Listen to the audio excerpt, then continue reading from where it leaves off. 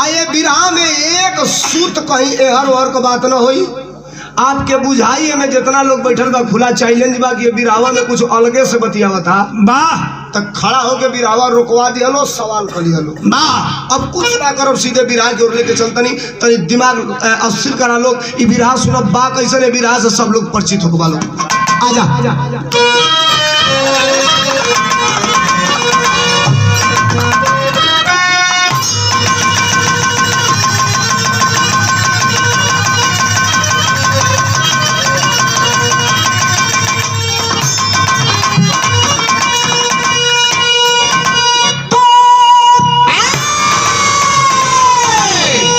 चार दिन इतना परेशान पहले से तो जिंदगी है बड़ी की बारिश है। अरे कब तराजू में तोला गया कोई रिश्ता, मरने जीने में जिसका कलेजा सफल, सबसे होता वतन का फरिश्ता, मौत के आशियाने में जज्बा लिए नाप देता है गोली से दुश्मन की छाती। अरे मोल लगता तो है मोल मिलता नहीं, सोलंकी गया की कलम ये बताती।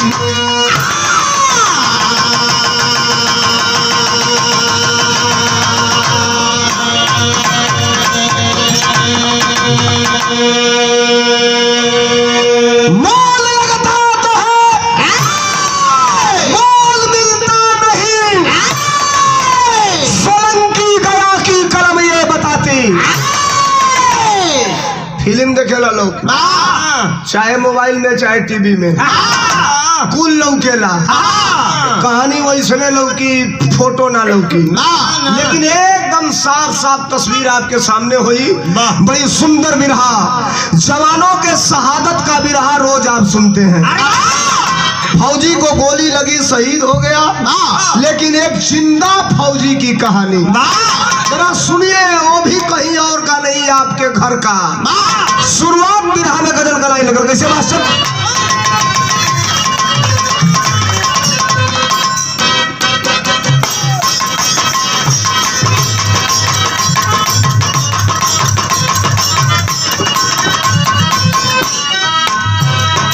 रामदेव उस्ताद अपने जवानी में तरस के गावन, चलो अजमेर में,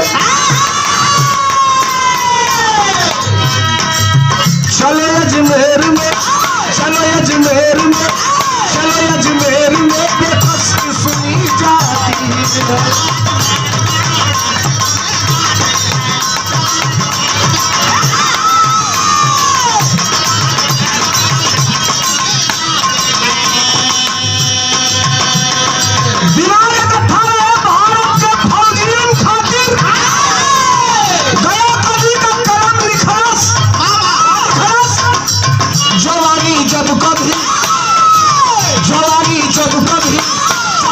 जब कभी औलाद में बदलती है,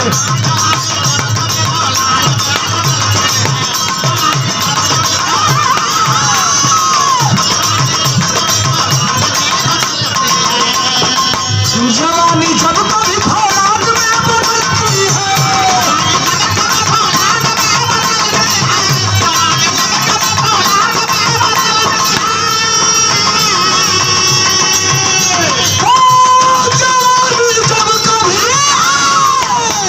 औलाद में बदलती है, तूफान का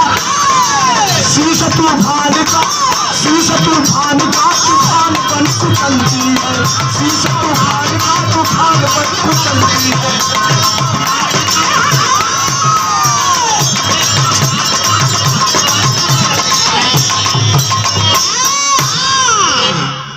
बिरहा में कव्वाली कव्वाली का भाव और भूमिका, बिरहा का पिलर होला। नेई के बाद पिलर 1 इंची बढ़ा गई। अब वो पिलर पर अब आगे बढ़ी, दीवार चली, तब छत हुई। शुरुआत बिरहा का कहानी कैसन, कहाँ को, कौने जाति को, कौने बिरादर को, कौने तारीख को। आजा मास्टर।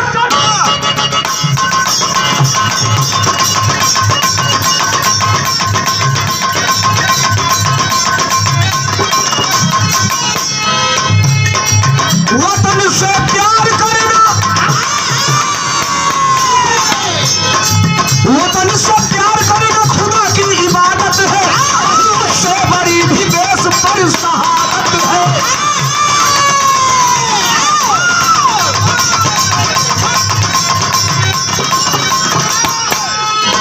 शेर गुलों की कहानी कलम लिखती है,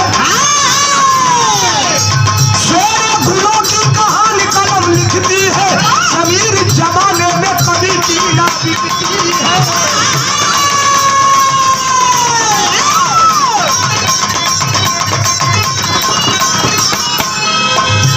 अमले बतिया ले अब तनी सुनाई कहानियां बात आता और दूर कर दिया।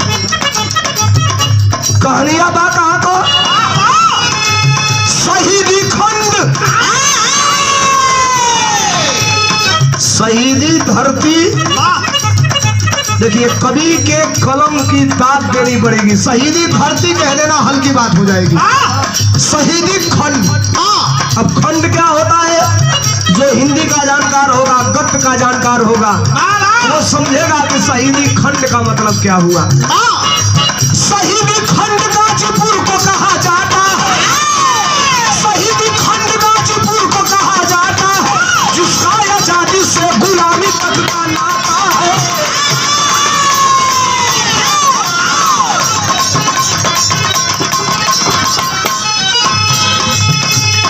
कहानी कहाँ का बा? ग्राम जाहिरापुर में एक चांद खिला।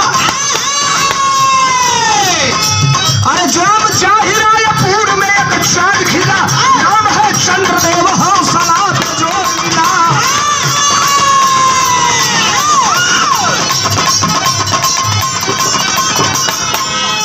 फौज का फौज फटा करके अभी जिंदा है, फौज का फौज फटा करके अभी जिंदा है, कहानी सूरमा की लाखों में चुनिंदा है।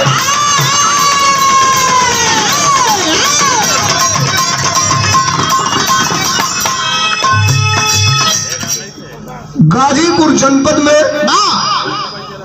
जब आप बनारस जाते हैं, यहाँ से बनारस के तरफ अगर आप ट्रेन पकड़ करके जाते हैं तो हो सकता है आप रसड़ा से पकड़ते होंगे।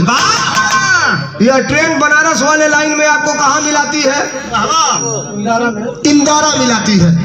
सुनिएगा हमारी कहानी, हमारा बिरहा। जब इंदारा से आप बनारस के तरफ आगे बढ़ते हैं तो रास्ते में आपको एक स्टेशन मिलेगा, जिस स्टेशन का नाम है जखनिया स्टेशन। उसी जखनिया स्टेशन से कुछ दूर पर एक गांव है, जिस गांव का नाम है जाही रायपुर। ग्राम जाही रायपुर, पोस्ट झोटना, तहसील जखनिया, जनपद गाजीपुर, उत्तर प्रदेश। उसी गांव के रहने वाले बाप का नाम बलिराम यादव, माई का नाम राजो देवी। 8 जून सन 1981 के एगो बेटा पैदा भई। अब 1981 यही कौन है? 2021 को साल का अंतर हो गई, 40 साल। लेकिन 40 साल से बिरहा शुरू हुई, आज 2021 में आके खड़ा हुई। आज के दिन जोने दिन हम बिरहा गाओ तनी ये बात के तनी सुनी हालो। 8 जून सन 1981 को एक बालक का जन्म हुआ।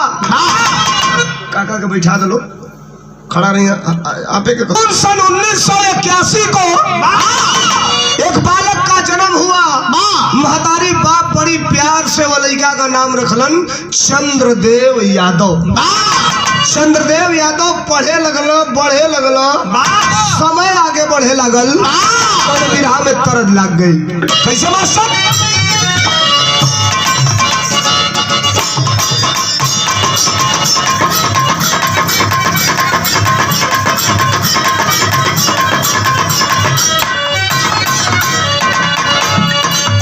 ये तरह बड़ा हल्ला मचौले रहे अपने समय में। कोनो लड़का लड़की में ढेर दिन से बोला चाली नहीं खे। एक दिन से हो। अच्छा नुकसान दोनों और बा। बटले बा। अरे दिनों से जमीन जोड़ा था भैया। जीजा साली के बाद ना। लड़का कहला सनिता की दे तू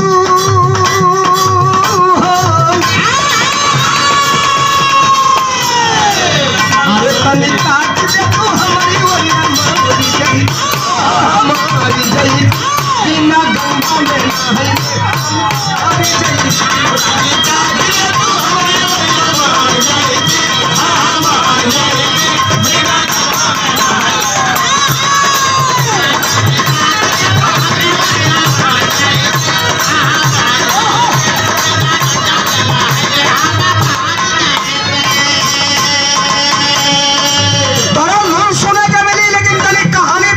चंद्रदेव के बारे में कवि जी लिखलन का अरे चंचल बचपन से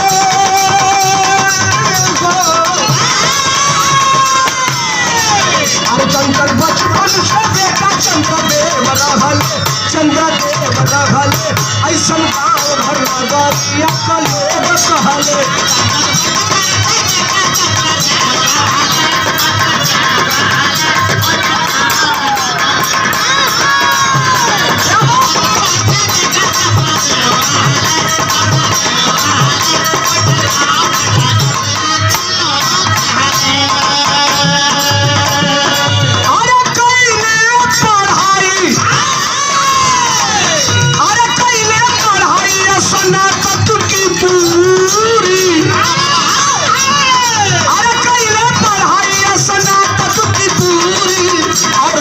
पढ़ना ना समझे नौकरी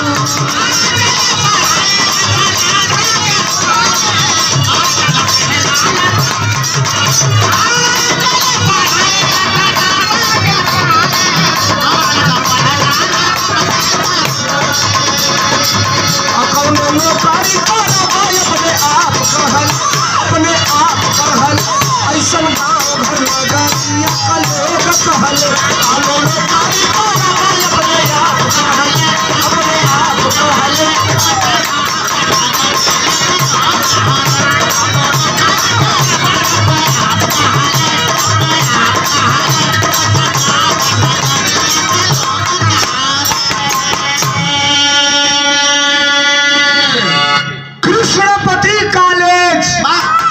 सुनिए इसमें हमको लग रहा है कि 40 से ऊपर जितने भी लोग होंगे मैं जो बात बता रहा हूँ उस बात की जानकारी आपको होगी। नौजवानों हो सकता है आप जाते आते होंगे तो आपको भी जानकारी होगी।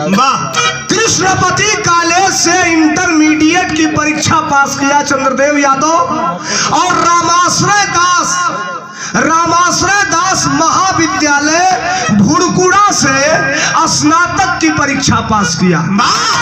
ये भुड़कुड़ा कहाँ है? इसी रसड़ा से आप जब कासिमाबाद से और आगे बढ़ेंगे तो एक जगह है वेद बिहारी का पोखरा, आप सब नाम सुने होंगे।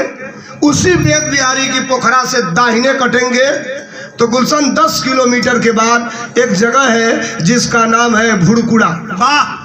भैया भैया हाथ जोड़कर दोबारा उठिए। महाविद्यालय से स्नातक का परीक्षा बाबू पास कर हलन। जब पास कैलन तब बाबूजी कहलन कि ए बेटा अब तू ताके हम मास्टर बनावल चाहतली, तू बीटीसी के तैयारी करा। बीटीसी कल लेकिन भाई तनी सुनो, भरत शर्मा जी एगो गाना गौले रहलन कि जरा मन करी खाए के खटाई तो मिठाई कोनो काम ना करी, जरा लाग जाई प्रेम का बीमारी तो दवाई कोनो काम ना करी। समय बीता था लड़का पढ़ले अगला एडमिशन नहीं क्या करौले। चंद्रदेव कहना बाबूजी हमके 6 महीना तुम टाइम तो समझे बुझे के कि हमके करे के का बा। तब तक चंद्रदेव के जिंदगी में एक आदमी आइडियल बन के आ गया। आइडियल का मतलब भैया जो आपका फेवरेट आदमी होता है, जो सबसे आपका पसंदीदा आदमी होता है, वो आइडियल हो गया। तो चंद्रदेव के जिंदगी में एक आदमी आइडियल बन के आ गया। वो आदमी था कौन? बिरहा में तरद लग गई। कैसे मास्टर?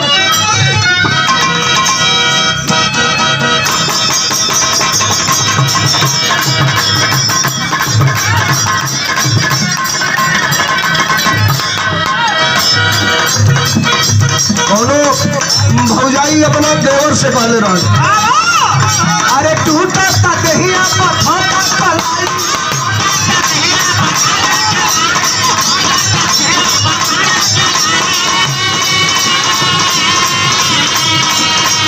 अरे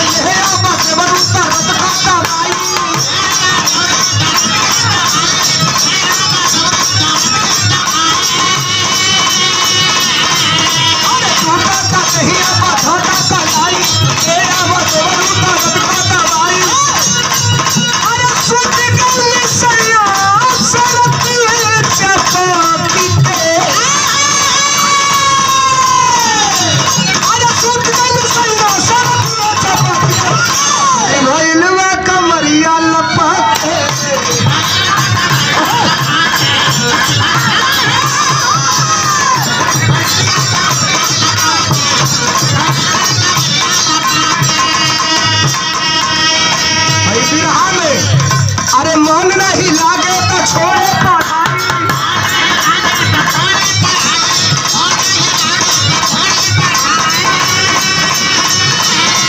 अरे बुआ के लड़का से भाई मिताई,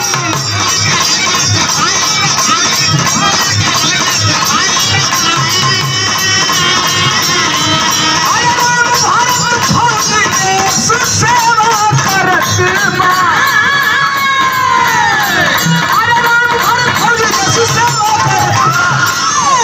संगत का रोग धीरे धीरे लगत बा,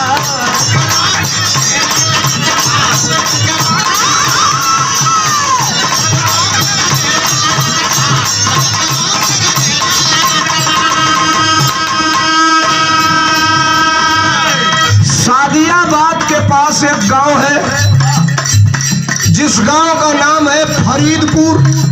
उस फरीदपुर गांव का रहने वाला एक आदमी जिसका नाम राम भरत यादव। और राम भरत यादव कौन है? तो इसी चंद्रदेव यादव के बुआ का लड़का है। क्या है राम भरत यादव? सीआरपीएफ का जवान है। सीआरपीएफ मतलब केंद्रीय रिजर्व पुलिस फोर्स, सीआरपीएफ का जवान है चंद्रदेव यादव। जब राम भरत यादव घरे छुट्टी आवा तो चंद्रदेव अपने घर से फरीदपुर चल जाओ। जो दिन राम भरत रहा तो दिन राम भरत के साथे घूमे, उन्हीं की घरे रहे, खाए पिए। आज जब राम भरत ड्यूटी चलना तो चंद्रदेव अपने घरे चली आवे। समय बीते लागल, ये बिरहवा में एगो घटना घट गई। का घटल बाबू?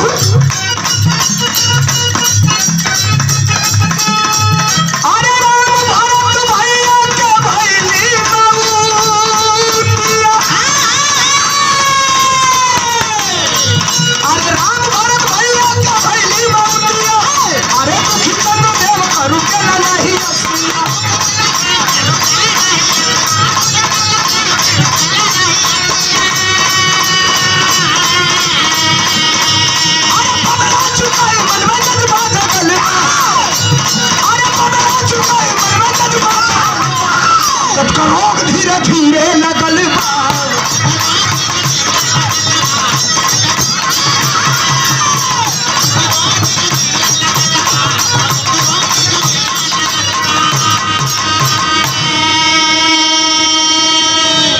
राम भरत यादव सीआरपीएफ का जवान। एक दिन खबर आती है जनपद गाजीपुर में कि राम भरत यादव बॉर्डर पे ड्यूटी के दौरान दुश्मनों के गोलियों का शिकार हो गया। राम भरत यादव शहीद हो गया। सुनिए मेरी बात, लाश आती है पावतपुर एयरपोर्ट बनारस। वहां से अधिकारियों के साथ गाड़ी में डेड बॉडी आती है फरीदपुर। चंद्रदेव यादव श्मशान घाट पर है और फरीदपुर के श्मशान घाट पर पूरे गांव के इलाके के नगर के लोग जुटे हैं, बैठे हैं। अब जरा गौर करिए, मेरा सवाल बिरहा में सबसे पहले यही था।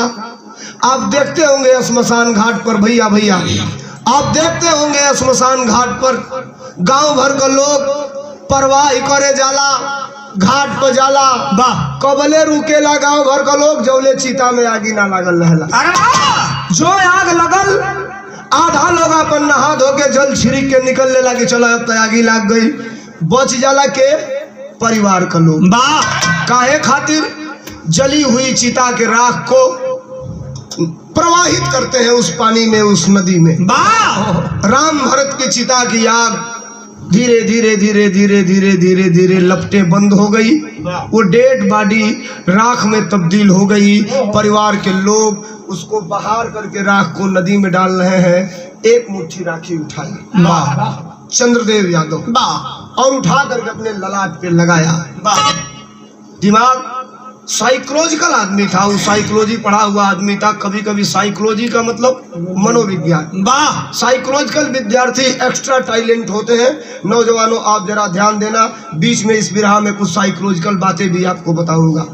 खड़ा हुआ दक्षिण साइड के तरफ और खड़ा होकर के ऑटोमेटिक चिल्लाना चालू कर दिया,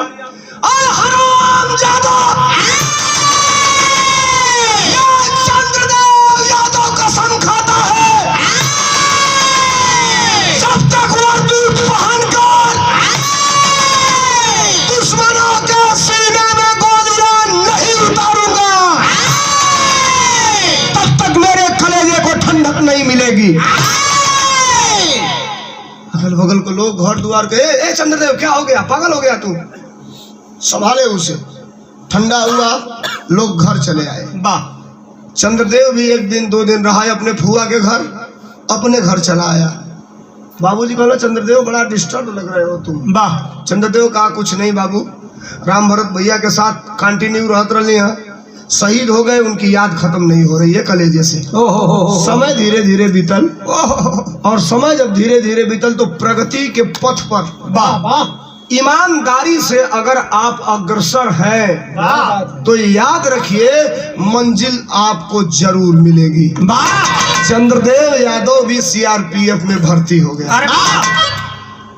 अब ये बात बिरहा में कभी कभी ऐसा होता है कि इतनी छोटी कहानी को इतना बड़ा बनाने के लिए तमाम बातें बेवजह की कही जाती हैं, लेकिन इसमें एक सुख बात बेवजह की नहीं होगी। जितना ही होगा बिरहा उतना ही ओरिजिनल आपके बीच में होगा। चंद्रदेव यादव सीआरपीएफ में भर्ती हो गया। जब भर्ती हो गई महतारी बाप ट्रेनिंग में भेजा था।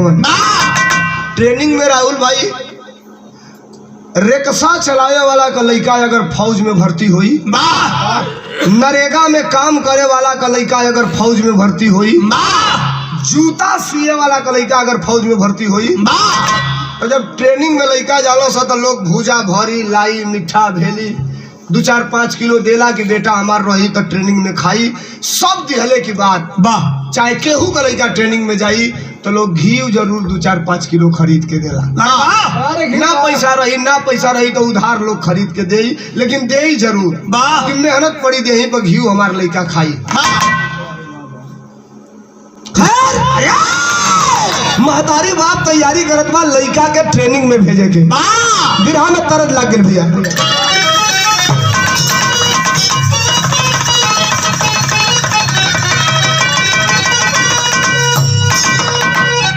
तरज बार रामदेव उस्ताद अपने जवानी में तरज के गावन कैसे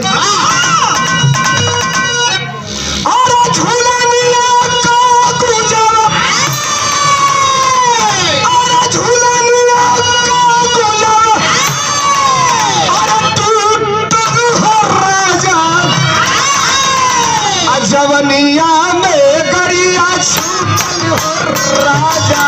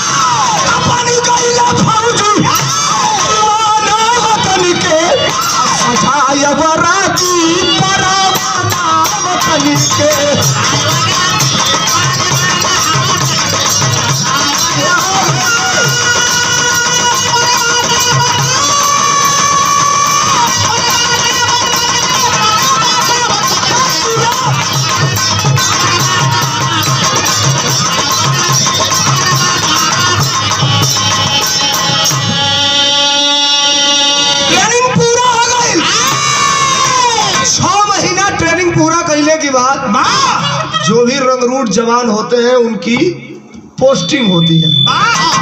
पोस्टिंग कहाँ भाई? अरे राज छत्तीसगढ़ में, अरे राज छत्तीसगढ़ में अरे भैली पहली तैनाती, खुला बहावे जहाँ पाती खाती।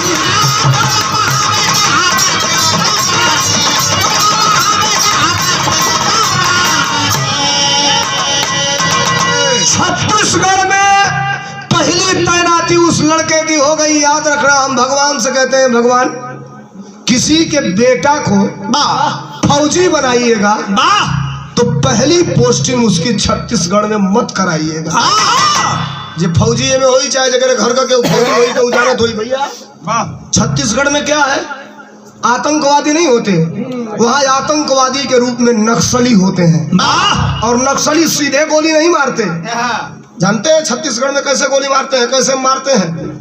रास्ते में पहाड़ को, जमीन को काट के एक बित्ता यानी 6 इंच और उसमें बारूद भर देंगे, तार लगा करके डायनामाइट बिछाकर बाहर चले जाएंगे। एक जगह कहीं आड़ में बैठ जाएंगे, रिमोट लेकर जवानों की गाड़ियां जाएंगी। अगर उस रास्ते बटन दबाएंगे ब्लास्ट होगा और हमारे जवानों के पचरखे उठ जाते हैं।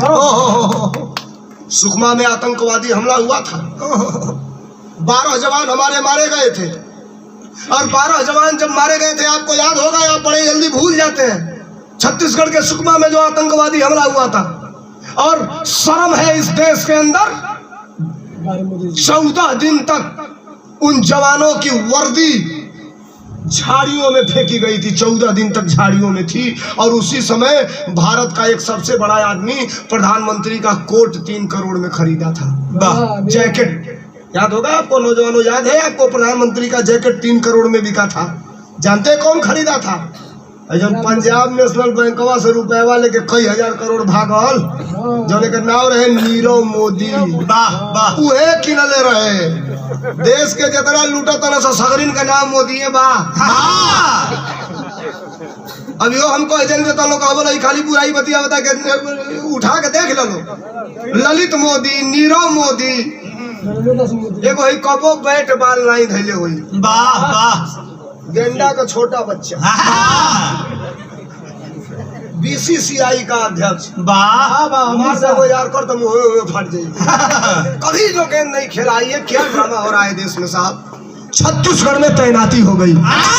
अरे राज छत्तीसगढ़ में पहली तैनाती, खुला बहावे जहाँ पाती सताती।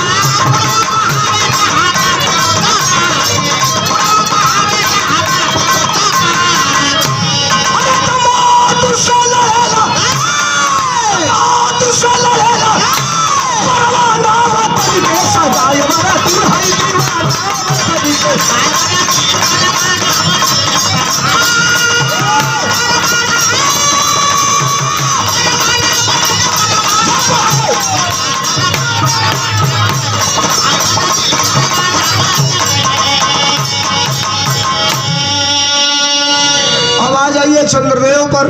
छत्तीसगढ़ में चंद्रदेव की तैनाती हो गई। चंद्रदेव 3 दिन ड्यूटी किया। चौथे दिन तबीयत खराब का बहाना लेकर के सर में दर्द हो रहा है। क्या हो रहा है? 3 दिन की और छुट्टी ले लिया।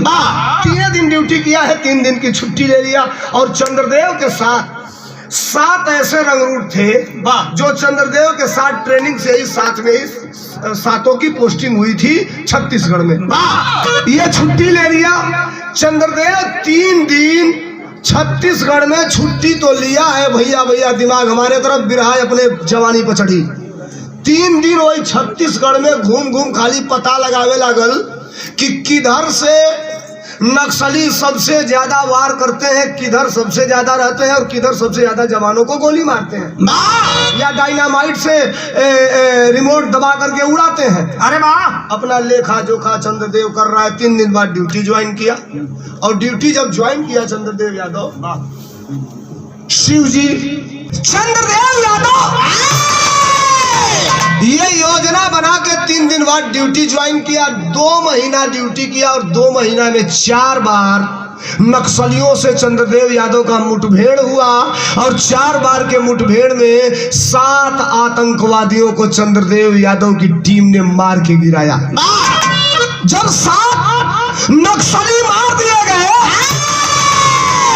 चंद्रदेव यादव एक गैंग के ऊपर नक्सलियों का दिमाग हो गया कि अरे साला एक चंद्रदेव यादव आया है, उसके साथ जितने भी जवान है बड़ी खतरनाक है, रोज हमारे 1-2 आदमी को मार रहे हैं, खत्म करो इसे, कहीं भी मिले इसे गोली मारो, उड़ा दो बम से इसे।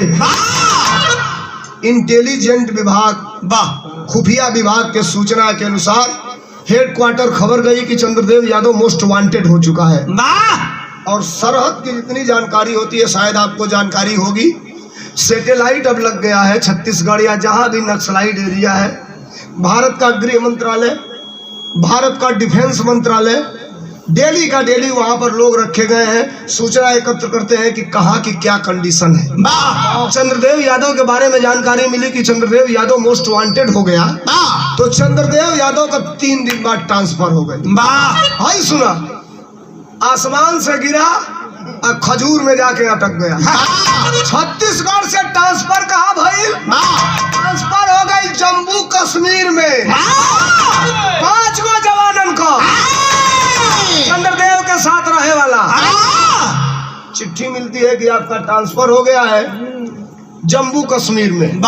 चंद्रदेव यादव अपने जवानों को लेकर के वहां से आता है जम्मू कश्मीर।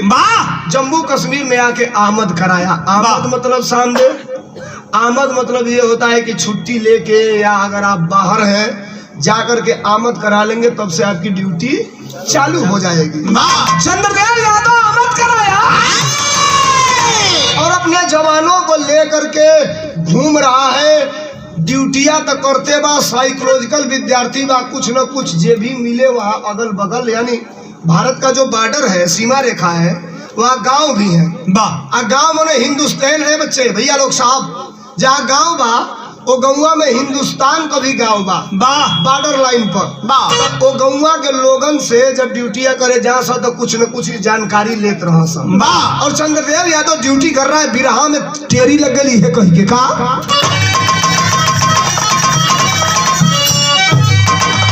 हम बिरहा गा देली पूजा, लोग सुन लियल, तू गा देलू, लोग सुन लियल। लिखने वाला कितना बड़ा खोपड़ा लेकर के बैठा है, कितना मेहनत करके कितना बड़ा शब्द लिख रहा है। एक बार बधाई उस लिखने वाले को भी होनी चाहिए। बहुत बड़ी बात लिखा गया कवि ने। क्या? अरे पौरुष का सोला पानी ना होई,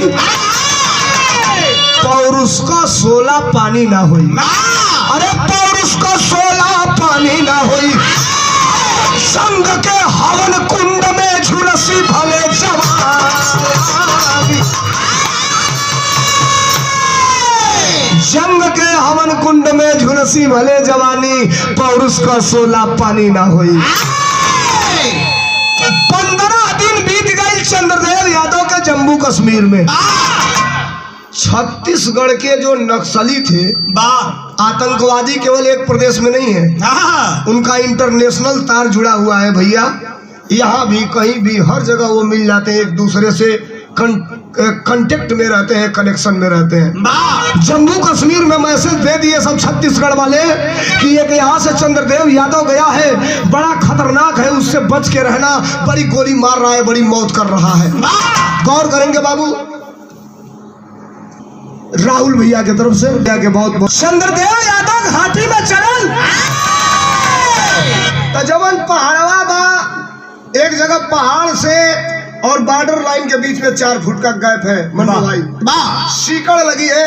अपने सभी जवानों को कहा कि मेन रास्ते मत चलो, नीचे उतरो, अब हम थोड़ा दूसरे तरह से सर्च करेंगे। 21 जवान नीचे उतर गए और उतर करके आगे बढ़ रहे हैं। बिरहा में तरज लाके मास्टर राजा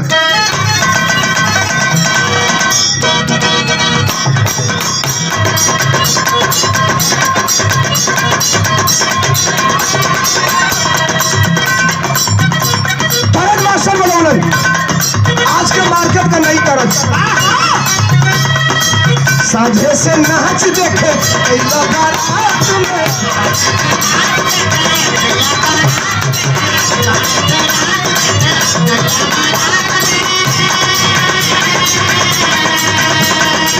हो गई ना है हर में हर, हो गई ना है हर में हर, छोड़ी के रात में।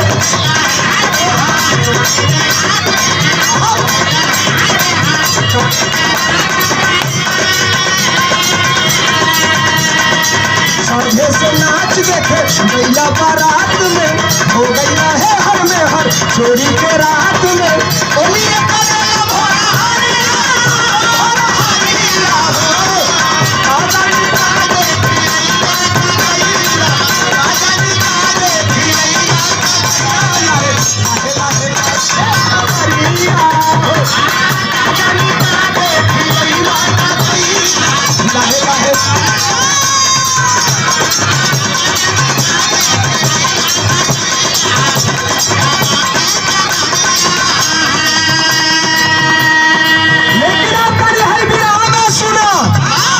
समीर का जाने ना उग्रवाद से।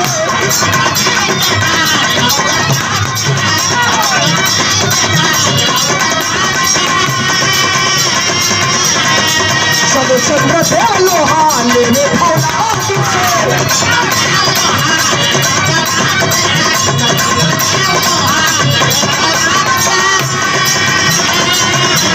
समीर का जाने ना उग्रवाद से। करे चंद्र देव लोहा लेने फौलाद से। सिरा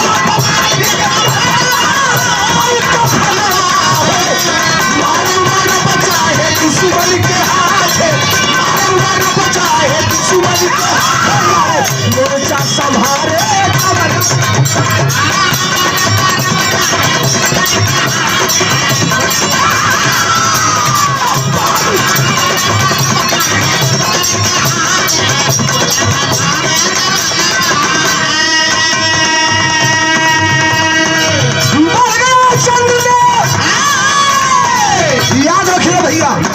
चंद्रदेव 21 जवानों को लेकर के आगे की तरफ बढ़ रहा है।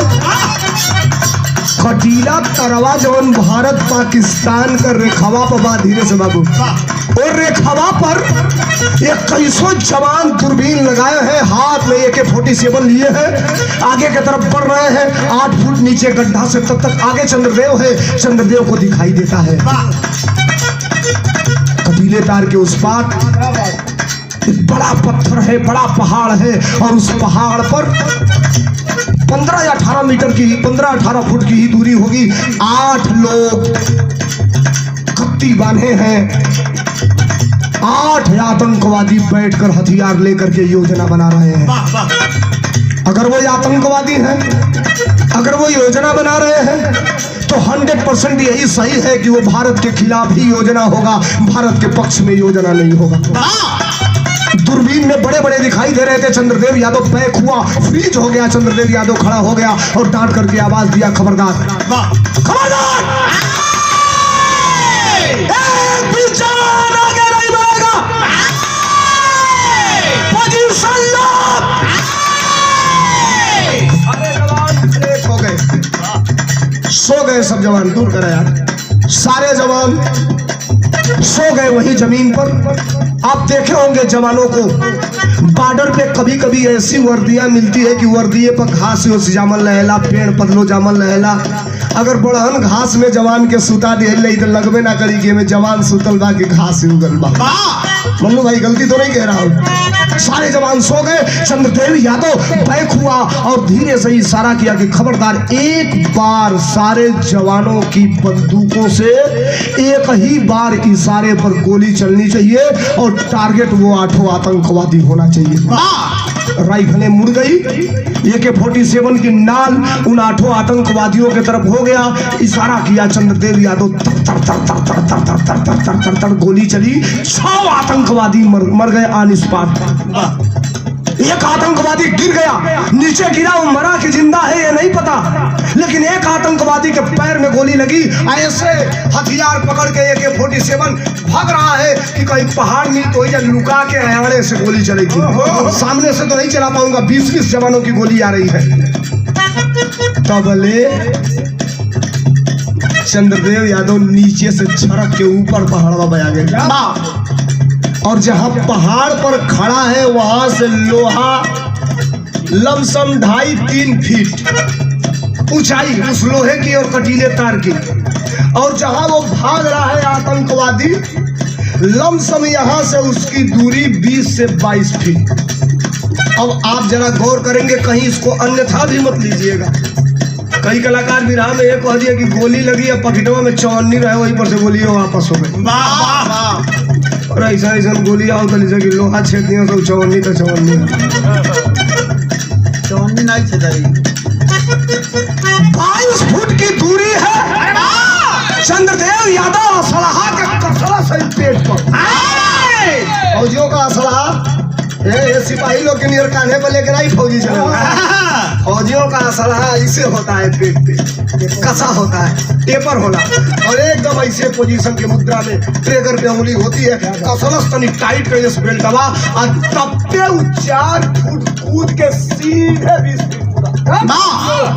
क्या बात। अब हम कहते हैं कि 20 फीट कूद गई। गांव में पहले चिक्का होत रहल, कबड्डी होत रहल, कुदास होत रहल। देखले लोग कई आदमी 28 फुट 33 फुट कूद जात रहल। कई लोग काठी में गगरी दांत के 20-22 फुट कूद जाई पुरनिया लोग। चंद्रदेव है खैले बा, रियाज बनौले बा, प्रैक्टिस बा, कूदल 22 फीट आ गिरल वही आतंकवादी की देही पर। हिंगा पसर गई आतंकवादिया ऊपरा बात होले लगावला सही ठेहुना रीढ़ की हड्डी पर। आई बायां हाथ वही गर्दन पर एगो ठेहुना लगल बा, एगो बायां हाथ असल हाथ 3-3 है, लेकिन किसी असलहे का प्रयोग नहीं करता है। उठौलस दाहिना पैर और निकलस से जूता में से चाकू चमचमा। कलस तोरी बहिन की ऐसन की तैसन योजना बनाओगे भारत के खिलाफ। ए ले के चाकू ये खचक खचक खचक खचक 50 चाकू जैसे टोटी पानी फेंकेले पतर की वही ना फट फट फट फट फट फट फट फट पिठिया से पानी फेंके लगा, खोलला से AK-47 सटा दिया पीठ पर। असला जे रखले हुई, हथियार जे रखले हुई जानत हुई, और हथियार को एक बार फायर कर लेंगे फिर उसे बोल्ट करना पड़ेगा, फिर बैकअप करना पड़ेगा, फिर ट्रिगर दबाएंगे, एक गोली फायर हुई तो फेंकेगा, खींच के बोल्ट करे पड़ी। और AK-47 एक ऐसा असलहा है कि उसे बोल्ट नहीं करना है, दबाते जाइए, एक एक गोली खट खट खट खट निकल जाएगी। और AK-47 एक ऐसा भी असलहा है कि चाहेंगे तो 47 की 47 गोली एक ही बार निकल जाएगी, जिसे कहा जाता है कि भ्रष्ट मार दिया, भ्रष्ट। ये हथियार रखले हुई जाना तो ही गलत कह खड़ा होकर सवाल कर सटौलो से इनका पीठी पर आ तनी से एक के हाथवा हो। अच्छा तो जो हथियार चलाओ तो उसके हाथे चला दी। वाह वाह। अरे तो वो नहीं चलो तो मिला के कट्टा धरा दे तो नीचे से जय जय श्री राम बोल चल यही ना सटौलस पिठिया पर एक परलस ब्रश कूद गई, पहाड़वे लेले उड़ गई। 47 गोली एक बेर चलल बा। वो आतंकवादी का मांस 50-50 ग्राम की टुकड़ा में फेरा गया भारत के अंदर। दोहरावे के मन कर दिया कैसे मास्टर। घाटी का समीर का जाओ लाऊ के पास से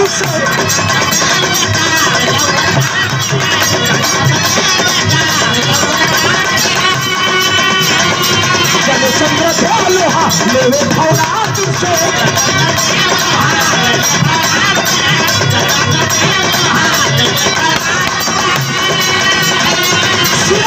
पानी के मारब मारब बचाए दुश्मन के हाथ, मारब मारब बचाए दुश्मन के हाथ, पैसा संभाल मारब मारब बचाए दुश्मन के हाथ, पैसा संभाल।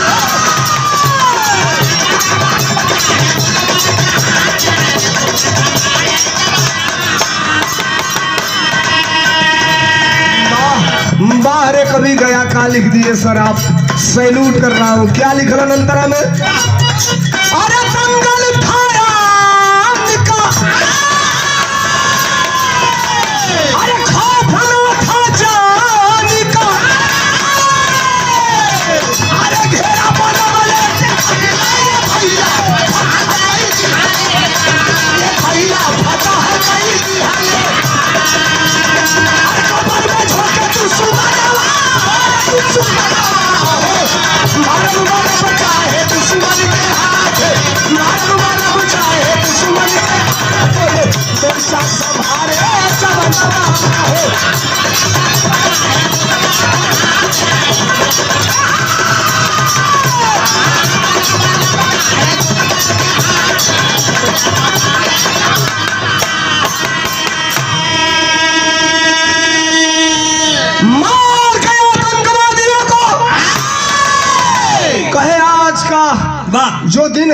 का काम पूरा। आज हम और ड्यूटी नहीं करेंगे, चलेंगे हेडक्वार्टर।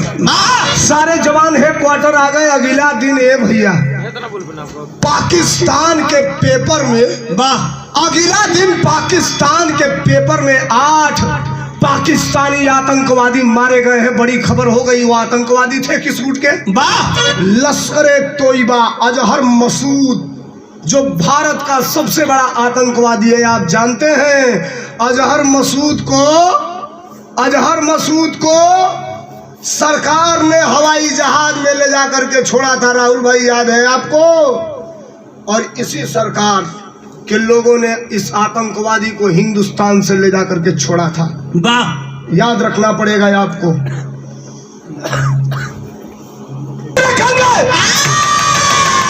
पाकिस्तान में खलबली मच गई। बाप रे बाप, एक चंद्रदेव यादव है साला, छत्तीसगढ़ में भी मारा और एक एक दिन में 8 आतंकवादियों को उसकी टीम पाकिस्तान में मार रही है, घुस के मार रही है। ये साले को खत्म करो 24 घंटे के अंदर। अजहर मसूद के तरफ से एक ऑडियो भेजा गया भारत के तरफ कि 24 घंटे के अंदर चंद्रदेव यादव को मार दिया जाएगा, तो बचा लो। चंद्रदेव यादव के ऊपर बांड लग गया। अरे वाह! बांड का मतलब पाबंदी लगा दी गई कि बिना हेडक्वार्टर के आदेश तुम अपने कमरे से बाहर भी नहीं निकलोगे। भोजन भी तुम्हें अगर करना होगा तो सीधे मेस में जाओगे, खाना खाओगे, और नहीं तो मेस से खाना तेरे कमरे में आ जाएगा। कब तक? जब तक आदेश नहीं होगा तुम कमरे से बाहर नहीं निकलोगे। आतंकवादियों ने ये चैलेंज किया है कि 24 घंटे के अंदर चंद्रदेव यादव को मारा जाएगा। बंद हो गया एक कोठरी में। रात भर कड़ी सुरक्षा थी, सैकड़ों जवान थे उस कमरे के अगल बगल की कोई आतंकवादी साला आए परिंदा पर भी नहीं पार पाएगा। 3 दिन बीत गया, चंद्रदेव यादव को कुछ नहीं हुआ। तब तनिसा ढीला हुआ, कर्फ्यू टाइप का था, ढीला हो गया। अब चंद्रदेव यादव 8 दिन 10 दिन बीत गया। चंद्रदेव यादव कमरे से निकल के जाता था, मेस में खाना खाता था, खा के आता था, सोता था या खाना यहीं लाके खाता था। एक दिन के बाद रात को 11 बज रहा है, भोजन है वीर रस। वीर रस नहीं समझ रहे हैं? कटिंग वाला 4 प्लाई है। भोजन है, प्लेट में भोजन रखा गया है। चंद्रदेव खाने जा रहे हैं। बुरा मत मानना अगर कोई फौजी, एक फौजी बैठे है, किसी के घर का कोई फौजी होगा। 95% फौजी ड्यूटी के दौरान भोजन करते समय हल्का हल्का एक पैक, 95 की बात कर रहा हूँ, 5% नहीं लेते हैं। या वही हमने की कहा कि फौजी पियक्कड़ होते हैं। मनो ये तो उनको ड्यूटी में मिलता है दारू, जिनको अगर शौक से दवा के रूप में 1-1 घूंट लोग लेते हैं। भोजन कर रहा है, एक पाइप बनाया है, ऐसे उठाया है और मुंह में लगाने जा रहा है। तब तक सेल फोन की घंटी बज गई। हाँ यार, खाना खाते समय किसने फोन कर दिया, बड़ा रीस लगेला। आज अक्सर फोन ना बैठल रहा ना, यही जब मैदान तो फोन बाजन चालू। ये आप सब लोग के भी हमको आता है मौका पर। अच्छा, हम कब फांसी हो जा रहा, ये बात बताई बाद में। बता दो भाई। फोन आया, चंद्रदेव यादव मोबाइल उठाया, नाम लिखा हुआ है। अब तो मोबाइल में कॉलर ट्यून लग गया है का कालो नाव सेव नहीं क्यों करी बातो तार फोन आई तो मोबाइलवा लिख दे कि केकर फोन हो, नाव लिख दे। नाम किसका था?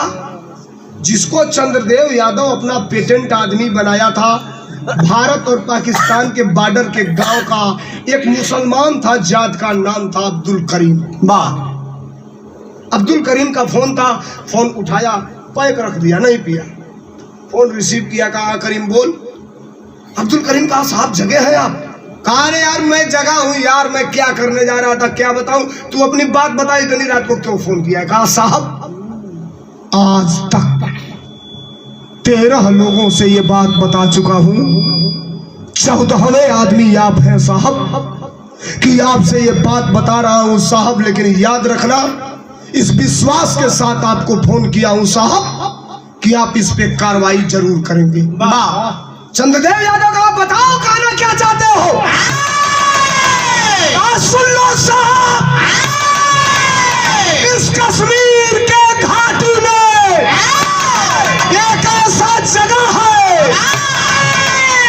जगह हिंदुस्तान का है, लेकिन वहां 40 फुट पाइप में पाकिस्तान का झंडा फहर रहा है।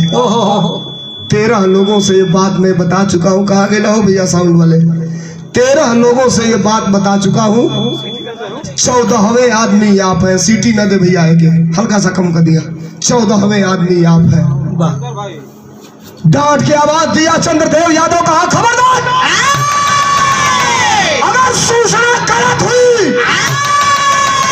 एक भी गोली बाहर नहीं जाएगी, तेरे खोपड़ी में उतारूंगा। अब्दुल करीम कहा साहब खड़ा करके चौराहे पर गोली मार देना, लेकिन मैं जो कह रहा हूं बिल्कुल सही कह रहा हूं। चंद्रदेव यादव ने कहा लोकेशन भेजो। लोकेशन मैं अमवा में बिरहा गा रहा हूँ, क्योंकि देवरिया से आगे होके तो रास्ता बतौले का काम नहीं खे। व्हाट्सएप पे एग्जिट लोकेशन भेज देंगे और मोबाइलों में क्लिक कर दी तो मोबाइलों अपनी मन में रास्ता बताओ जहाँ बिरहा गा उतने ईजा लेके चलिए। ये नई तकनीकी है, नई टेक्नोलॉजी है, वो बता रहा हूँ। छोड़ दो भैया, ठीक बा भैया, ठीक बा। आ गया, कहा लोकेशन बताओ। लोकेशन भेज दिया। अब सुना जौने फौजी जवान के मना बा कि ते कोठरी से बाहर मत निकलिए। राती का 11:30-12 बजे था। सारे जो 2-4 पहरा देने वाले लोग थे वो भी सो रहे हैं, वो भी पहरे पे है लेकिन अर्ध निद्रा में है। लेकिन ये जवान उसी रात को भोजन नहीं करता है। वर्दी पहना, असलहा लिया, एक बैग बांधा, एक हथियार पेट पे लगाया, एक बेल्ट लिया, पॉकेट में कुछ कपड़ा का रखा और धीरे से खिड़की खोल के निकल गया। भनक तक किसी को नहीं लगी कि चंद्रदेव यादव कोठरी से बाहर निकला है। निकल गया चंद्रदेव यादव, और निकल करके जो लोकेशन भेजा गया था वो दूरी कितनी थी? 21 किलोमीटर। और 21 किलोमीटर की दूरी 1 घंटा 5 मिनट में दौड़ते हुए बूटों की आवाज खट खट खट खट खट खट खट खट 65 मिनट में 21 किलोमीटर। यहां मैं कह दिया सामान्य रोड पे तो आप दौड़ सकते हैं, लेकिन जहाँ पहाड़ है, पहाड़ी है, उबड़ खाबड़ रास्ता है, टेढ़ा टाढ़ा रास्ता है, वहाँ 21 किलोमीटर आपको 65 मिनट में जाना हो। जो नौजवान फौज की तैयारी करता होगा भर्ती की, उससे पूछिए कि फेफड़ा फट जाएगा कंटिन्यू दौड़ने में। लेकिन दौड़ के गया। मोबाइल का मैसेज, मोबाइल का लोकेशन बता रहा है कि आप अपने एग्जिट लोकेशन पे हो, सही लोकेशन पे हो। लेकिन रात हो गया, अब तो 1:30 बजने को है, कहीं दिखाई नहीं दे रहा है कहाँ झंडा है। तब तक निकाला लेजर लाइट और 12 उस पहाड़ पे। तो एक जगह पहाड़ में 4 फीट का गैप था, फटा हुआ पहाड़ था। और जब उधर टार्च बारा, भैया आवाज ना हो, जब उधर टार्च बारा तो देखा एक सफेद चमचमाता हुआ पाइप है जो वहां पर गाड़ा गया है। 4 फुट गड़ा हुआ कूद गए। कूद के गए पैपवा के लगवा बैठल, नीचवा से टार्च बरलस तो हरियर का एगो झंडा लहरता, आगे बरलस तो भारत का कटीला तार बा। ये साफ हो गया कि धरती और ये जमीन भारत की है और झंडा पाकिस्तान का लहर रहा है। बेल्ट निकाला, कमर में बांधा, पोल में बांधा, कलम्पू कसा और कस के ऐसे ऐसे करते करते करते करते चंद्रदेव यादव बिल्कुल उस पाइप के अंत तक पहुंच गया। जो ही पहुंचल, अब पापट के छोड़ दा, चंद्रदेव बन चलने वतन दीवाना, दाना देसवा के अखा के हरगिज भरबे ना हर जाना, दाना देसवा के। पापट ने बाबू कहिए दे चढ़ाला। जो ही चढ़ल बाबू तो भैल का बिरहा में तरद लाग गई। कैसे?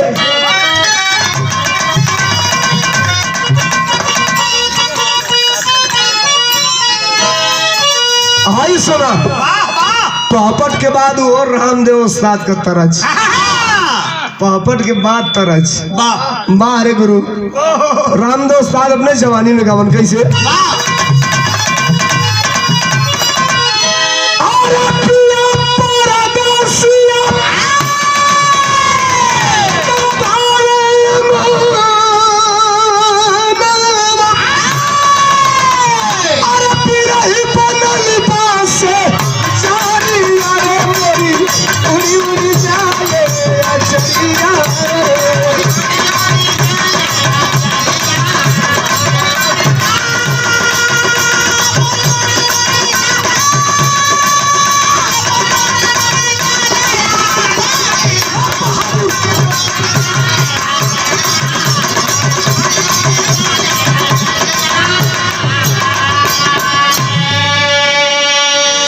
ये वीर रस के तरफ वही पोल पर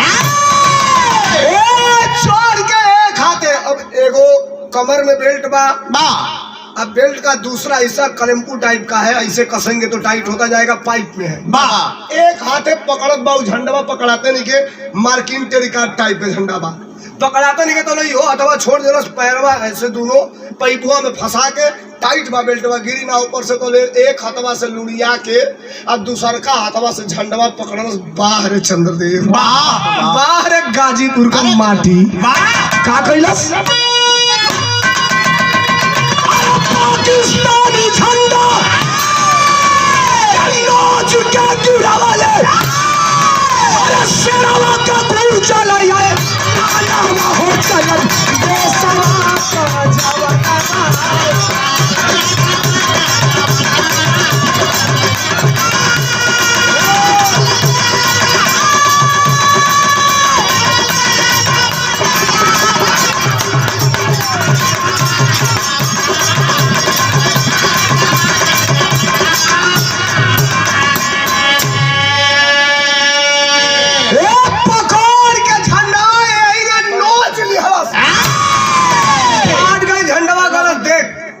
झंडवा से बतियाओ तो साइकोलॉजिकल विद्यार्थी है फिर डिस्टर्ब हो गया बतियाओ तो झंडवा से कहता देख भाई हम किसी का अपमान नहीं करते हमारे वहाँ भारत का जो झंडा है हमारे लिए प्राणों से प्यारा है तू दूसरे देश का है लेकिन गलत जगह आ गया था लपेट चल जहाँ तो जगह जो लपेट के फेंकला सोई काटावा में फंसत गिर गई लोग कहाँ पाकिस्तान के सरहद के तरफ वही जा जब देखला सीधा पाइप में खाली हो गई अब का हुई पॉकेट में हाथ डलस निकलस भारत का तिरंगा झंडा क्या बात अब रसरिया टूट गई बा तो कैसे पहिरावल जाई तो ले का कैलस कि वही पैपवा में एक बार झंडवा है लपेट के आ ऊपरा वाला रसरिया से ऊपरा बढ़लस नीचे वाला टूटल की रसरिया से नीचेवा बढ़लस अब बढ़ले के बाद नीचे सरसर उतरल 2 कदम पीछे हटल दाहिना पैर पटकलस आज ऐसे सैल्यूट कैलस करस भारत माता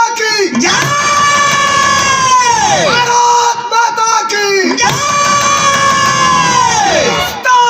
जिंदाबाद ऐसे सैल्यूट कई के आगे बढ़ल आ फिर एगो बात कहलस एमे इतना लोग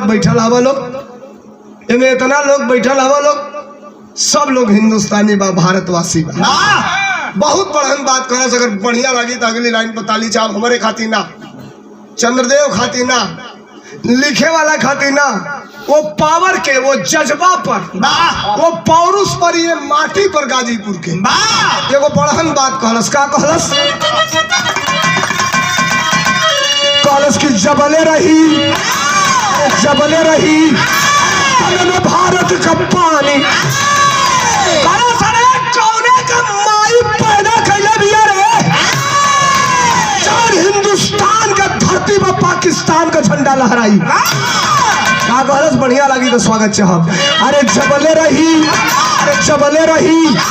तन में भारत का पानी कैसे लहराई साला झंडा पाकिस्तानी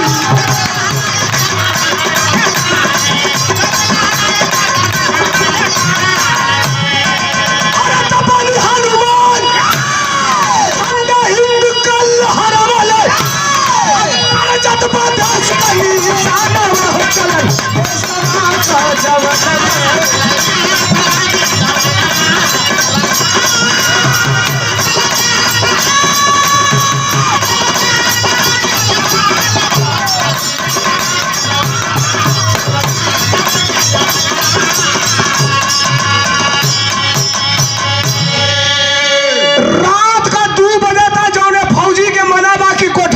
निकली है मौत भारत पाकिस्तान के सीमा पर पाकिस्तान का झंडा तूर के भारी हिंदुस्तान का झंडा लहरा के नीचे उतरल पीठ के पीछे से निकलना वाकी टाकी माने हाई मोबाइल तो अलगे चीज हो गई वायरलेस सेट कहल जाला ओकर कोड रहेला हर टीम का अलग अलग कोड रहेला हेडक्वार्टर वाले कोड पर सेट करके कहना सेलो tango charlie fly speaking to Chandradev Yadav अधिकारी रात को सोया है 2 बजे, चंद्रदेव यादव उठ गया। कहा साला ये 2 बजे रात को कहाँ से इसका फोन आ गया, ये कहाँ से लाइन पे कनेक्ट हो गया, कहीं ज्यादा अल्कोहल तो नहीं दे लिया ये, कहीं रात को पगला तो नहीं गया ये। कहा स्पीकिंग टू हेडक्वार्टर, अधिकारी अपना नाम बताया। कहा साहब, कहा बताओ। कहा साहब, हिंदुस्तान और पाकिस्तान के सरहद पर इस घाटी में एक ऐसा जगह है जो जमीन है हिंदुस्तान के, झंडा था पाकिस्तान का। अधिकारी बोला तब, अब वो कुर्सी पर बैठा गया। कहा साला ये कहीं गड़बड़ तो नहीं किया। कहा तब तो कहा साहब, पाकिस्तान का झंडा उतार कर हिंदुस्तान का झंडा लहरा हूँ, और ये देखो खड़ा हो गया तेरी बहन की पाकिस्तान की तर तर तर तर तर तर तर तर। अवधियो सुनाता वही वाकी टकिया में। उधर से बोल रहा अधिकारी, hello Chandradev, hello speaking Chandradev. ये कुछ नहीं कह रहा है, बोल ही नहीं रहा है। अब अधिकारी अगल बगल जितनी चौकियां थी, जितने बंकर थे भारत के, अर्जेंट वाकी टाकी पे मैसेज करता है कि लोकेशन ये है और 10 मिनट के अंदर जितने भी सिपाही हो तत्काल पहुंचो, पकड़ो किसी तरह चंद्रदेव को। 10 से 15 मिनट में 200 सिपाही पहुंच गए। लेके AK-47 एक बार पाकिस्तान को रिया के तर तर तर 5 गोली मारे, फिर खड़ा कर ले। 5 गोली मारे, फिर खड़ा कर ले। उसको ये पता नहीं है कि अगर आतंकवादी देख लेंगे 70 रुपए की एक गोली ही मेरे जिंदगी के लिए काफी है। 70 रुपए की गोली मेरी जिंदगी खत्म कर देगी। ये भारत का जवान 100-150 जवान खड़ा हुआ है। चंद्रदेव, चंद्रदेव स्टॉप, तो कहे स्टॉप, पाकिस्तान की ऐसी की तैसी 4 गोली फिर मारे। बैठ जाओ सारे को ये हरिया मत चला देने तो तू जानी कि यहीं में से खत्म हो गई। ये मर जाए यहाँ से। तरतर टोटल मैगजीन खाली, पूरी की पूरी मैगजीन खाली, 47 गोली खत्म। भैया गौर करिए, बिरहा का अंतिम क्षण है और एक फौजी की जिंदगी की बड़ी मजबूत कहानी यही आपको मिलेगी। पूरी गोली खत्म हो गई। और के पकड़वा सा सिपाही बोला सारे खत्म, और यो बा भैया वाले और तो भड़का दे सारे चले से राती का हरान भली जामनी को लग जाएगी गोली। जवान, तू भारत का जवान है, अमूल्य धरोहर है, अगर गोली लग गई तो जवाब देना पड़ेगा भारत के अधिकारी को। छटपटात आई तो बा यहाँ गोड़ दोनों पकड़ के कान्हे पर लदला से चलबा के तू लेके हेडक्वार्टर दौड़त गाड़ी में लदला सा लेके हेडक्वार्टर छोड़ना सा कोठरी में कह के अधिकारी कहा पहले बंद करो और बाहर से ताला मारो, नहीं तो दीवार तो कबाड़ी तोड़ के भाग सकता है। ताला मारा गई, सबेर भइल, ई खबर आग की नियर फैलल। चंद्रदेव यादव ने सरहद पे बहुत बड़ा काम किया है। कई हजार फोर्स के जवान हेडक्वार्टर पे इकट्ठा हो गए। सुबह ड्यूटी कोई नहीं कर रहा है। चंद्रदेव यादव हीरो बन गया था। अब तो इतना बड़ा हीरो बन गया था कि लोग इसलिए उसको ढूंढ रहे थे कि कम निकली कि तो लगवा एगो सेल्फी खींच लेती कि ये चंद्रदेव यादव। जैसे एक बार मोछ वाला नहीं, वो पायलट देश में हीरो बना था, क्या नाम, अभिनंदन। जहाज लेकर के जब आया उधर से पाकिस्तान से, तो कितना जानी मोछियो वही के नियर रखवावल चालू कर दिल। वाह, सड़की पर ढेर मोछ हुई सन लौकत रही, सब तो धीरे धीरे खत्म भइल वाली सा। हीरो बन गया, निकला बाहर, ठली लगी है, फेटा फेटी लगी है फोटो खिंचवाने के लिए। अधिकारी कहा तेरा कोर्ट मार्शल होगा। कहा यार बोल रहे हो? कहा साहब, कहा बोल, कहा साहब मेरा कोर्ट मार्शल कर दीजिए, मैं तैयार हूँ।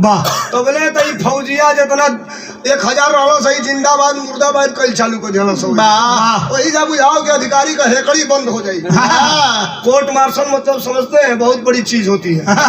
फौज में होकर सजा कहल जाला, और सजा ऐसा नहीं सा, यही पर 80 किलो ला दीजिए सब पिछिया, अब 5-6 गो राइफल यही पर धो दिया, 5-7 गो ईंटा धो दिया, कस दिया सब बेल्टे से कहे से एक ग्राउंड के 70 चक्कर लगावे के बाद। अब नाकी पड़े चाहे पोटा फेंक दो चाहे पेशाब कर दो, लेकिन लगावे के बाद 70 चक्कर एकदम मतड़ी बुझाई की फाट जाइए। अरे बिहार में लाइटिंग ना उतरी। अधिकारी जवानों के जज्बात को समझा गया अंदर अपने ऑफिस में। 3-4 मेडल वहां रखा था, आपने हाथ में उठाया और कहा यार तेरा कैसा कोर्ट मार्शल, वाह, मेरा कोर्ट मार्शल हो जाए, मैं तैयार हूँ कोर्ट मार्शल की सजा भुगतने के लिए। लेकिन यार तू तो आज का हीरो है, चढ़ इस कुर्सी पर। वाह वाह, कुर्सी मतलब सीढ़ी जैसे काठे का 3 गो बनल रहेला। फौज में देख लो बोलो, अगर किसी को मेडल पहनाना होता है तो उसको ऊंचे स्थान पे खड़ा कराया जाता है। वही कुर्सिया पर, वही स्टूलवा पर चढ़ा के 4 गो मेडल, चारों मेडलवा लेके पहना दे रस गठैया में। अरे बदल ताली तर तर तर तर। खबर हो गई चंद्रदेव यादव एक ऐसा योद्धा है जितने जिंदगी में पहली बार ऐसा काम किया है, पाकिस्तान का झंडा उतार के हिंदुस्तान का झंडा फहराया। एजा के कहानी के बंद कर। छत्तीसगढ़ में लड़ल, जम्मू कश्मीर में लड़ल, 8 आतंकवादियन के मरलस, पाकिस्तान का झंडा उतरलस, हिंदुस्तान का झंडा फहरौलस। अब एक एरिया क्लोज करो, अब तनी लेके आजा कहाँ आपके घरे। बिरहा के आल्हा में ही बात लगल। कैसे मास्टर?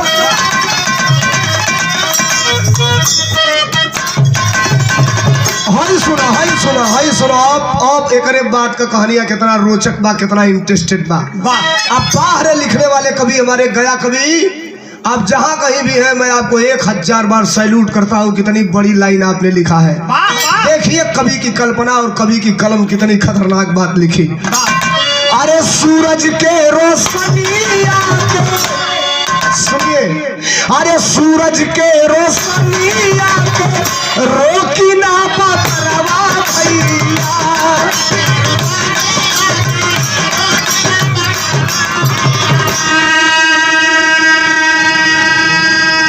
सूरज के रोशनिया के रोकी ना बदरवा भैया। कितनी बड़ी लाइन है, लेकिन यहू से बड़ा लाइन तू सरकार में लिख दिया। अरे गगरी में समाई ना सगरवा कथा,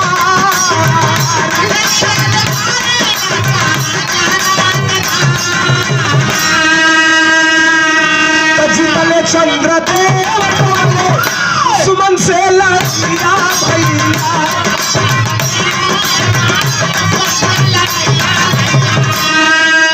अरे चेहरा हिंदुस्तान का इलबाऊ जिया।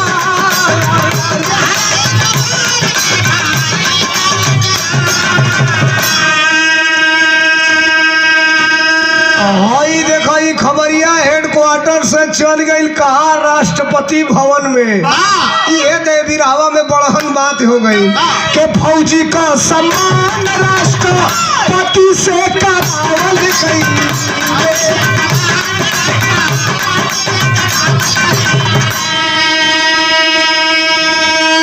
सबसे बड़ा पुरस्कार कब मिलता है फौजी को? मरणोपरांत, मर जाने के बाद परम वीर चक्र, शौर्य चक्र दे करके राष्ट्रपति या प्रधानमंत्री सम्मानित करता है उसके परिवार के लोगों को। लेकिन ये खबर गई भारत के राष्ट्रपति भवन में, और भारत के वर्तमान राष्ट्रपति ने बुलाकर अपने राष्ट्रपति भवन में राष्ट्रपति सम्मान से उस फौजी चंद्रदेव यादव को सम्मानित किया। कौन था राष्ट्रपति? फौजी को सम्मान राष्ट्रपति से करावल गई। अरे प्रतिभा पाटिल के हाथों पहले सभी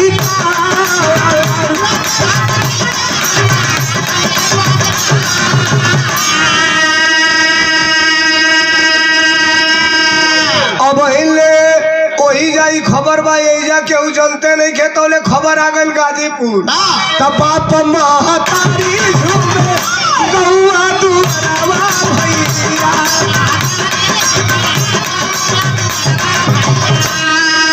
अरे दुलही मनसा का तू रहवा होना।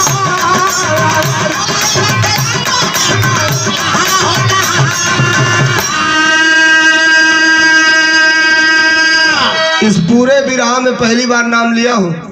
पूरे विरहा में कभी नाम नहीं लिया था। आप विरहा सुन रहे हैं शुरू से अंत तक।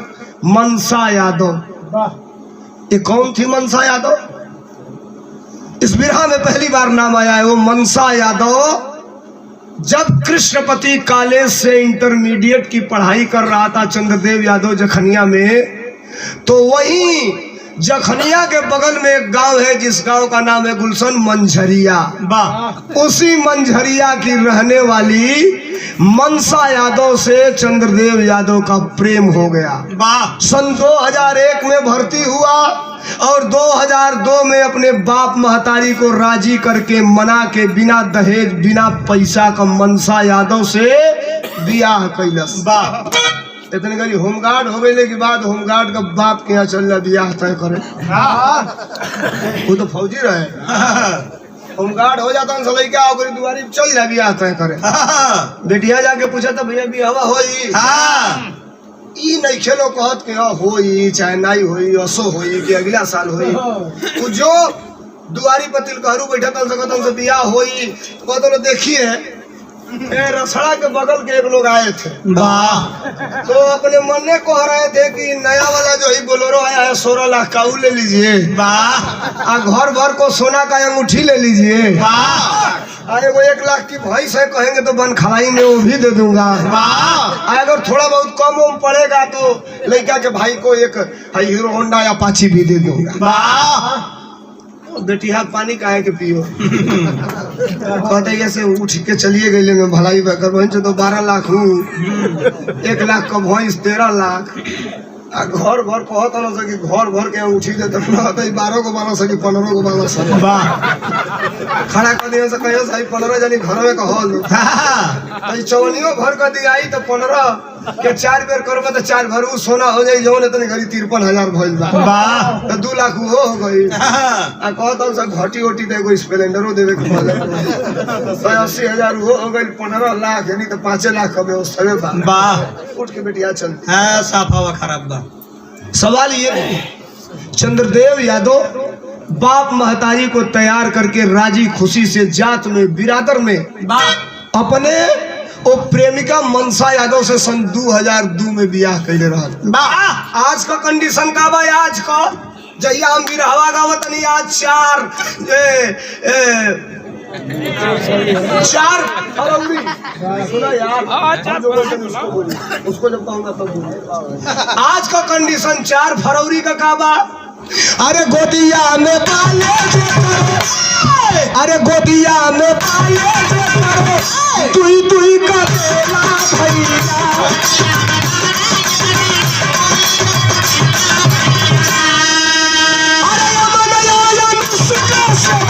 रलबा परिवार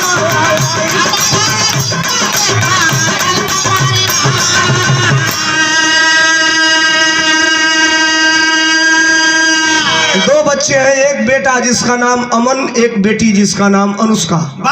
पेपर में कहीं खबर नहीं आई टेलीविजन पे कहीं नहीं आई हमके कैसे जानकारी हो गई हम कैसे जान गए। बिरहा चाहे पूजा निगम हो चाहे हम हो आप लोग YouTube पे सुनते हैं अगर गवैया का मोबाइल नंबर रहेला तो आप लोग फोन करके बतियाइयो लेला तमाम लोग फोन करेला फौजी ज्यादा फोन करते हैं हम लोगों को। अच्छा सबसे ढेर परेशानी भैया आपको हो जाला जानता राती को 12-1 बजे संजोग से जो मान ला घरे वाला बिरहा से छुट्टी बा अरे महीना में 4-5 दिन तो फुर्सतियों मिलता है इतनी घड़ी घरे रहे का लेकिन बच्चन में मेहरा उनके संग राती को 12-1 बजे फोन बाजे अगर रिश्ता लागेला खूब लेकिन अब का करबो आपे लोग मान ले गवावेला सुनेला 1 घंटी बाजल 2 घंटी बाजल मेरा में जाके तो यार फोन बात उठा ले देखी कि इमरजेंसी हुई। अक्सर दिन में रात में फोन कर दिया करते थे। एक दिन चंद्रदेव यादव हमसे कहे कि भैया बनारस कभी बिरहा है कि नहीं। तो इसी 29 अक्टूबर को मेरा बिरहा था BHU गेट के सामने करौदी चौराहे पर। बिरहा कैसे रहे कैसे हो भैया पूजा कैसे बिरहा रहे हैदर अली की फुआ से। दुनिया कहेगा सुमित्रा नंदनी मैं कहता हूँ सुमित्रा लंठनी। ये क्या है भाई एगो ऐसा गवैया भी इलाहाबाद का वो कहती आई ओठे पर सुई धा के बिरहा गाओ तनी ऐसा गाओ तनी की जिभिए ना हिली गाना गाओ दिया कह दिया 3 किलो भात खा के रात भर सूते 2 गगरी पानी पी के देहरी पे हो। हम कहले ई कौन बिरहा हो 3 किलो भात खा के रात भर सोते 2 गगरी पानी पी के डेहरी पर तो मुझे इलाहाबाद का है हैदर अली गाते थे इसमें। वाह हम कहते आज बलिया यार सड़ा की ओर गावे जब गा देलू कि 2 गगरी पानी पी के डेहरी पर से मुंह दे देता चप्पल जूता चली कि फिर गावे लायक ये थोड़ा सा चेंज हुआ है कल्चर बिरहा में। वाह चंद्रदेव यादव हमसे कहे भैया बनारस बिरहा हम कहें भैया 29 अक्टूबर के बाद वाह तो कहना भैया हम मुलाकात करेंगे। जब मैं गाजीपुर से आगे बढ़ा तो चंद्रदेव का फोन आया कहाँ है हमने कहा भैया सैदपुर पहुंचने वाले हैं। तो चंद्रदेव यादव रिंग रोड पे जब चैबुपुर से आगे जाएंगे जो रिंग रोड बाबतपुर की तरफ गया है वही मोटरसाइकिल लेके खड़े थे सफेद ट्रैक सूट पहना था फौजी आदमी गाड़ी रोक दिया और कहा भैया मेरे घर 1 कप चाय पी लीजिए। घर कहाँ है बाबा विश्वनाथ कॉलोनी सारनाथ शक्तिपीठ सारनाथ में बाबा विश्वनाथ कॉलोनी में। अब आगे लगे संदहा से नीचे उतार दिए 4 लेन से रिंग रोड से 5-7 किलोमीटर चलाते चलाते अपने दरवाजे पर ले गए। ये ढोलक हारमोनियम और करताल झाल से बड़ी मेरे लिए कुछ नहीं है जिंदगी में। इसी की रोटी खाता हूँ और यही मुझे देश दुनिया तक पहुंचाई है। इसकी कसम खा के कहता हूँ एक झूठ नहीं। चंद्रदेव अपने दरवाजे पर बैठाए सब लोग बैठे चाय पिए। हम चाय पीने के बाद सब लोग कहे कि भैया आप छोड़िए विराम में लेट हो रहा है। चंद्रदेव ने कहा भैया 2 मिनट मेरे साथ मेरे घर के अंदर चलिए। क्यों अनजान आदमी एक पहला मेरे को घरे गई वाला कोई के घर के भीतर चला तो थोड़ा सा शंका हुई। अब वो में थोड़ा सा रिस्की आदमी हम लोग हर जगह रुकते नहीं है तो इनको लिए ड्राइवर साहब को हम कहे भैया अंदर चलते हैं। अंदर हम लोग गए लाइन से फोटो टंगा हुआ था राष्ट्रपति के साथ किसी देश के सीएम के साथ बड़े अधिकारियों के साथ फौजियों के साथ मेडल लेते हुए पुरस्कार लेते हुए हथियार के साथ ये है दिखा दिए। हम कहीं ठीक भैया कभी अब हम जाएं तो भैया 2 मिनट और समय लूंगा। हम कहें भैया आप मत लीजिए फिर कभी तो कहा मैं आपका पैर पकड़ रहा हूँ मेरी बात 2 मिनट सुन लीजिए। हम कहे बताइए। जब अपनी ये पूरी कहानी चंद्रदेव यादव बताने लगे और जब मैं पूरी कहानी सुना तो मैं कहा अरे यार आज तक तो हम लोग एक शहीद फौजी का विराग आते थे कि फौजी भर्ती हुआ बॉर्डर पे गया गोली लग गई शहीद हो गया लाश घर आई इतना लाख रुपया मिला परिवार के लोग रोने लगे। एक जिंदा फौजी जो इतना बड़ा काम किया है और आज तक इस फौजी की कहानी को कहीं प्रकाशित नहीं किया गया। हम कहें भैया क्या चाहते हैं। पूजा इस विराग को लॉकडाउन में विजयलाल जी ने भी गाया था सुनिएगा। उसने कहा एक आदमी गा दिए हैं। हमने कहा तब तो कहा नहीं मैं आपके मुंह से इस विरहा को सुनना चाहता हूँ मेरी चॉइस है मेरी इच्छा है। हमने कहा चलिए गा देंगे। तो कहा भैया गाइएगा जरूर सारा उनकी कहानी ऑडियो मोबाइल में रिकॉर्ड करके और गया कवि को हमने उसी समय सेंड कर दिया। हमने कहा कवि जी विरहा जरूर लिख दीजिए। घरवा से निकले लगा नहीं जब तो उनकी जो लड़की है नाम है अनुष्का यादव गाड़ी तक वो भी आई बेटा भी आया और वो लड़की कही अंकल। हमने कहा जी बेटा तो कही कि मेरे पापा का विरहा कितना दिन में आप गा देंगे। हमने कहा बेटा प्रयास कर रहा हूँ 10 से 15 दिन में विरहा गा दूंगा। गाया मैं उस विरहा को यूट्यूब पे भी है हमारे चैनल सोलंकी समाजवादी पे आप सुनिएगा एक जिंदा फौजी की कहानी। मैं सलाम करता हूँ ऐसे जवान को और सलाम करता हूँ इस क्रांतिकारी गाजीपुर की धरती को कि ऐसा भी जवान इस धरती पर है जिसने जिंदा ही पाकिस्तान के मुंह पे करारा तमाचा मारकर हिंदुस्तान का झंडा लहराया। ये बहुत बड़ी बात है। विरहा खत्म भइल कहानी खत्म भइल अंतिम लाइन के बाद कहना है क्या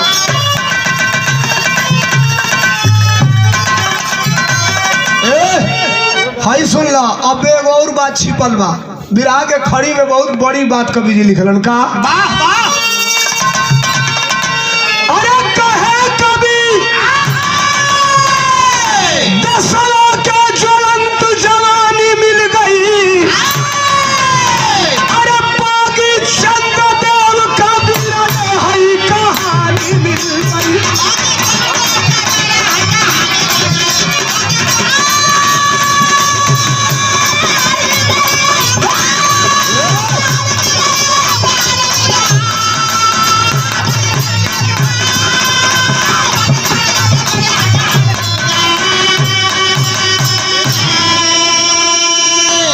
स्थिति का बा आज को अभी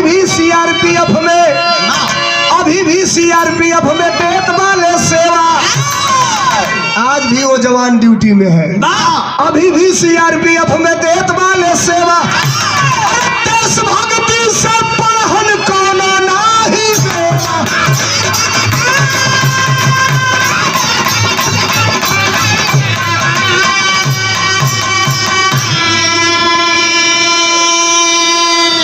हौसला के हल्दी घाटी से जुबानी मिल गई बागी चंद्रदेव का बिरले है कहानी मिल गई कहानी खत्म भई। आज भी वो चंद्रदेव यादव सीआरपीएफ का जवान है आज भी सीआरपीएफ में नौकरी कर रहा है।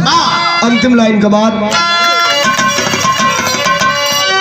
गुरु बिहारी गुरु गणेश धन्य है मेरा हिंदुस्तान स्वर्ग चंद्रिका प्यारे लाल का गीत चढ़ी परवान पौरुष का सोला पानी ना होई